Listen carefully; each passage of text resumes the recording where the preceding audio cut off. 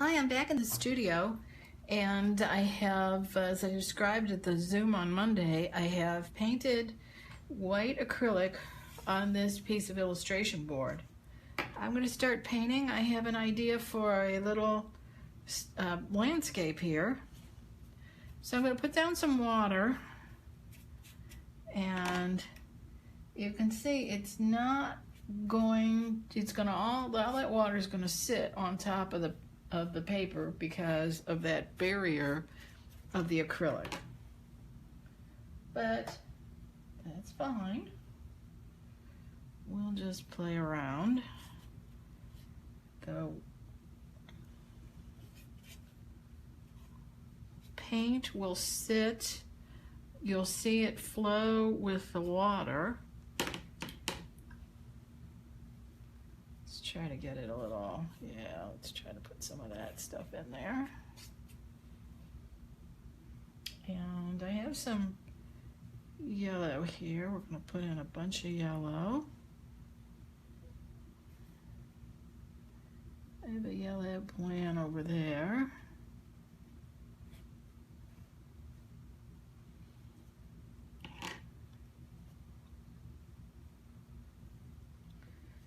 Okay, so the paint just flows like crazy. Now I have the board a little bit elevated, so I'm going to get a lot of flow here. And anytime I take some water off the bottom, the paint continues to come down. But I'm going to put, I want some yellow here. It's going to have to be yellow over here, kind of intensely yellow. It's interacting with the blue. Not terribly surprising. And there's going to be yellow here too. Okay, I'm going to let that dry and be back for the second step. The painting is dry now, so I'm ready to do another layer. Notice here we have this, and you'll probably see lots of these depending on how your paint dries. This kind of puddle here, I just let it run off, but how it made this line, and that's kind of characteristic, I would say, of the yupo paper and this surface we're painting on this today. So I'm going to just put some water down. And I don't want to scrub it because it's just going to lift it. I don't want to lift it. But I am going to put some water down and see what comes up next here.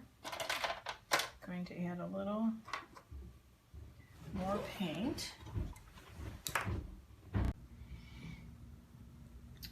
Okay, got some paint out, and we're going to try to put that paint here. I'm going to put it just into the edge of the water. If I can see where that edge is, maybe I'll just have to paint it as kind of see it, so I kind of remember it. Actually, I did draw on here.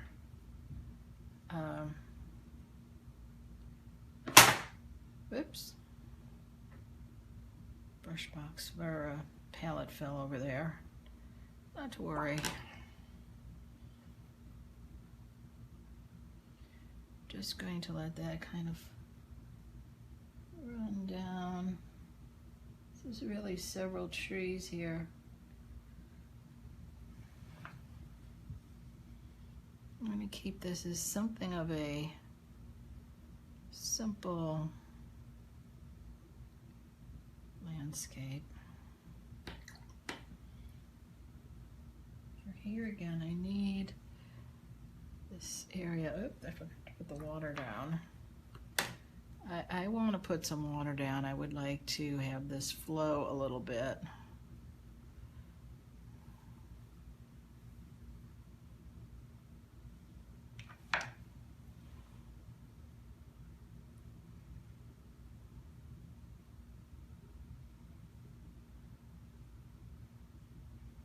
So, sorry I got quiet on you there, but I am just putting that there.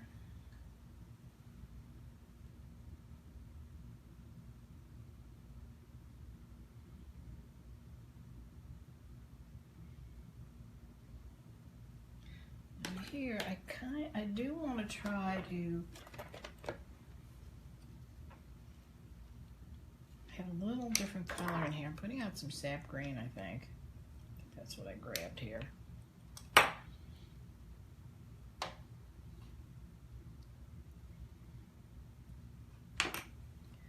Don't like this shape. I'm gonna move it out a bit.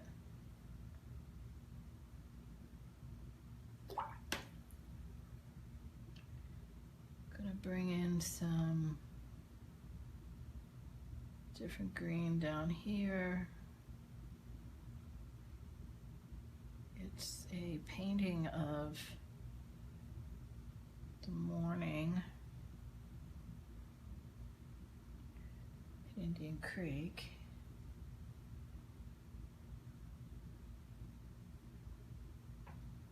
And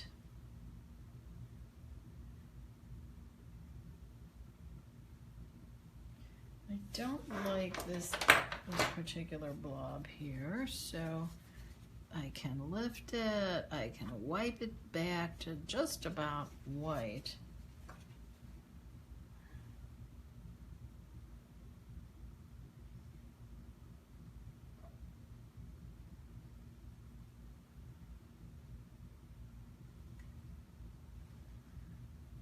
Pull that down a little bit more.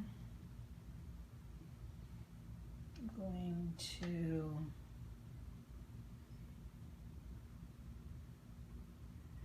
bring some alizarin crimson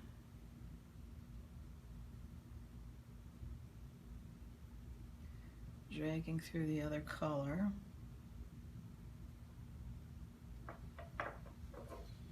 Now, the drier your paint and the drier the surface, you can have it sit on top somewhat. So you see, you can do that, but if you don't like it, you just wipe it off. It's very simple that way. Actually, I do like what's going on with that. Now the yellow was very staining, so that's going to stay.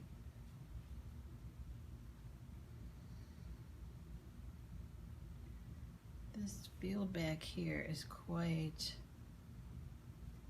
bright, so I might put the red up here.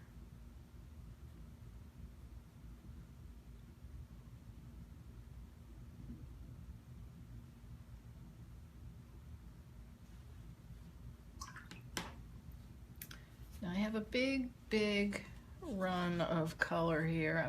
I don't really want to disturb it too much, but I do want to take it off because it's just going to keep moving around if I don't get some of this water off. So just come in with a towel and just lift it up. There's a lot there. So that's fine.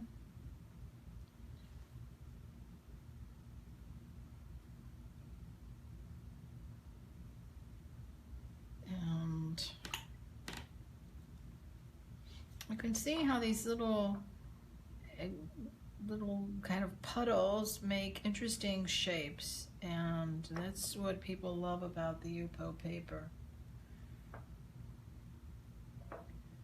And as it gets drier and your paint is thicker, so more at the butter or cream stage, you can come back and add some details. Now, people who work on yupo paper generally like to, they dry, of course, all the paint between the different layers, but then they also use spray fixative as a way to bind or to keep the paint from being disturbed in the subsequent layers. Now, it doesn't, I was going to start it to say bind, but it doesn't really bind. It just protects the paint from the next layer of water.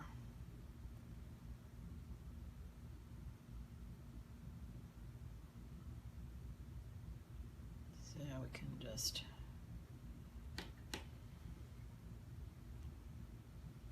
soften some of these edges. It's a little too much just a hard edge there. It doesn't make much sense to me. Trees don't really look like that. You see through them and such, so I want to bring it out, change the shape a little bit. Now near the top where it's really bright, it might be better. All right, let's let that dry and see what else I might want to do to it. Okay, that layer is dried and I'm back again. There's a few things I'd like to do to this painting. I would like to change some things in the tree. And so I've taken a Q-tip and I've dipped it in some water, and I can now come in and I can change these shapes. I can change the edges, I can lift up, and I can change the interior. I can take out branches I don't like. I can even paint with the Q-tip. I can put daubs of paint on.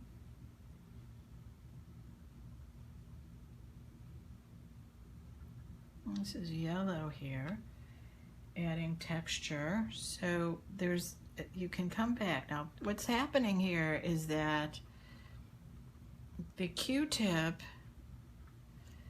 is damp, so it picks up the paint, but relative to the surface, the paint is thick and drier.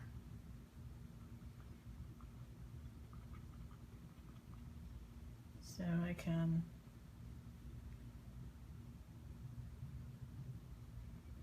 really kind of do all kinds of things here, texture-wise.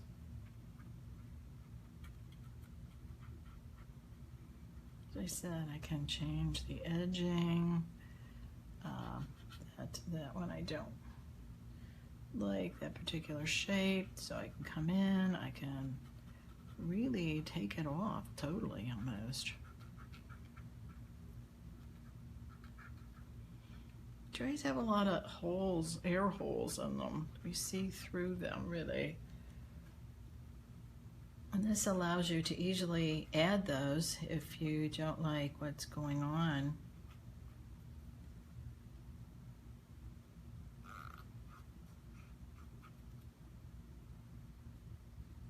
Now you can even draw with it a little bit. There's some hills back here. You kind of get that feeling going on there. Okay, I'm going to change a few more of these things here.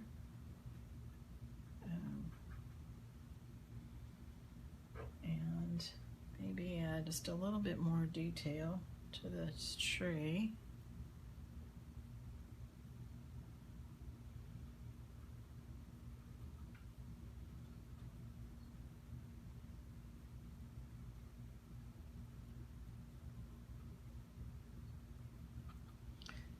Okay, and by the same token, I can come up here and make it darker.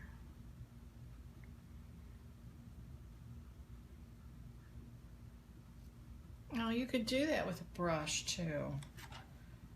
You don't have to do it with a Q-tip. You can come back in with some water, soften edges, remove paint.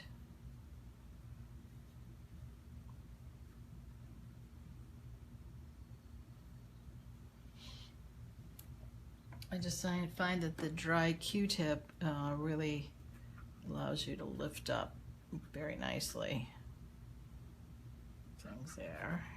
So can take it away. I did not spray it with the fixative. I do not like to use the fixative. I don't like the, I just don't like to deal with it. Don't like the smell of it, and don't like to deal with it. So I'm going to put a little bit of that paint here. I have to have some of that there, and I might want to have more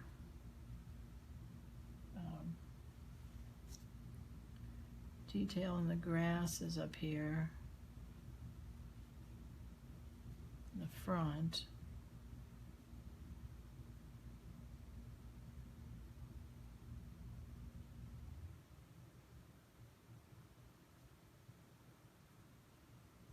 So I'm going to put that in.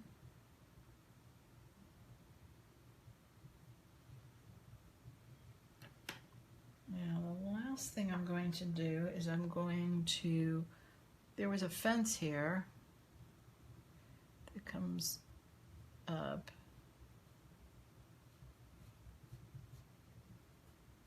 Need a clean Q-tip. Be right back.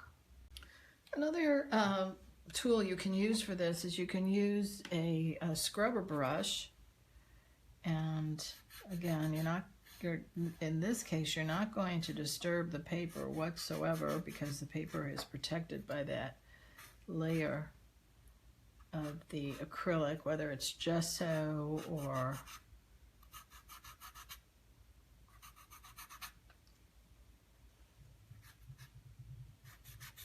white paint.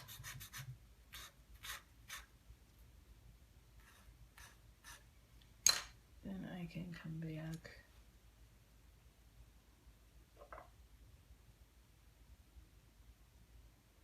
put a little paint on it.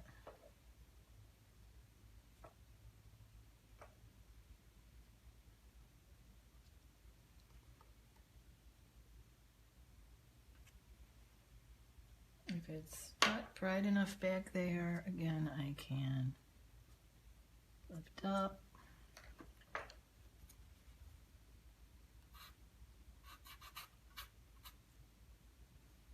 Okay, then I can come back with a little line for the wire.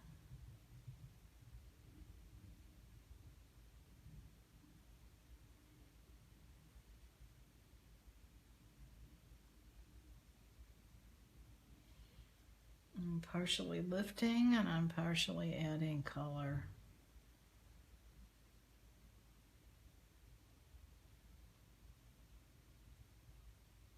I think I need a post here.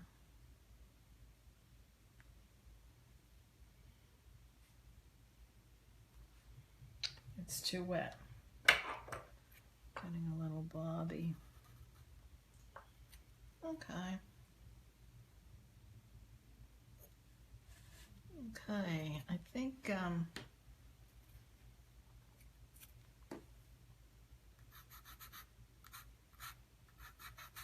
that if that is not doing what you want it to do in terms of getting down to white back there, because I do have the blue I've used was very staining. It's the phthalo blue. You can always come back with some white paint on it.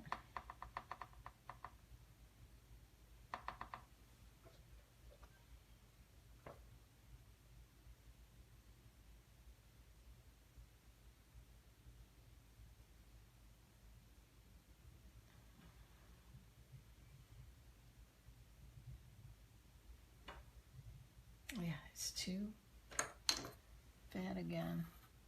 Probably should get out a different brush. All right, well, let's handle that with what we've got right now, which is this paint. We'll put the paint in. Yeah, that'll help.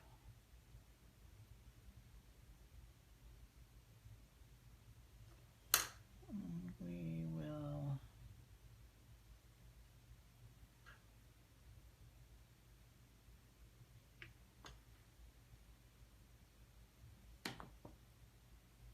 put some paint down. All right.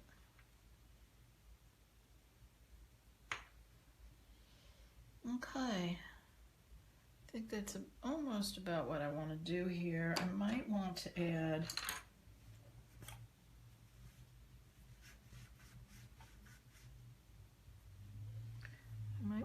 something over here. This needs, I think, to be a little darker. This is in the shade here.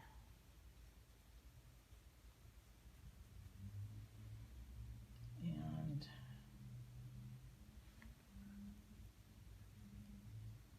put that down.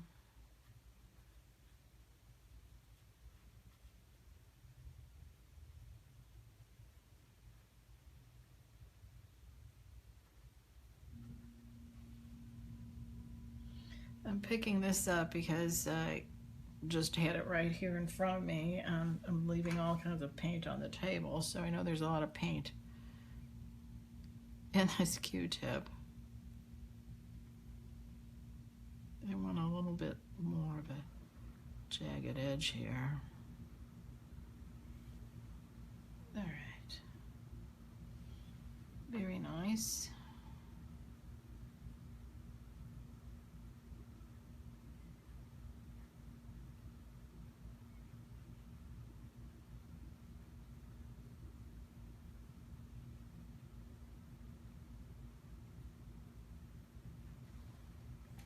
Okay, I think that might be this painting for today. Thanks for watching.